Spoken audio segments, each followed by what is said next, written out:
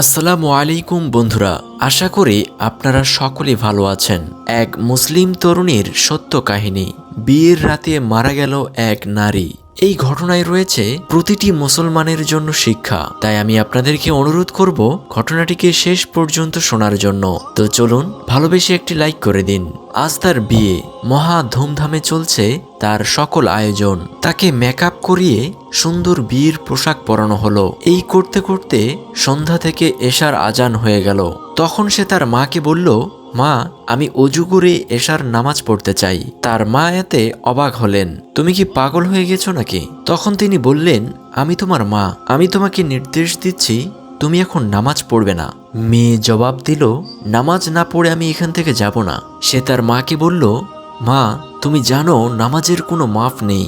তার মা বলল, মেকআপ ছাড়া মেহমানরা তোমাকে দেখলে কি বলবে?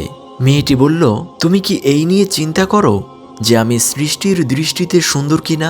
আমাদের সৃষ্টিকর্তা নিয়ে কি ভাবো তুমি? কিন্তু আমি ভাবছি, যদি আমি নামাজ না পড়ি তাহলে আল্লাহ আমাকে পছন্দ করবেন না। এরপর মেয়েটি অজু করতে শুরু করলো। তার সকল মেকআপ পানিতে ধুয়ে গেল, কিন্তু সে এইসবের কিছুই পরোয়া না করে সে অজু করে নামাজ শুরু করলো। সে তখনও জানতো না এটাই তার শেষ নামাজ।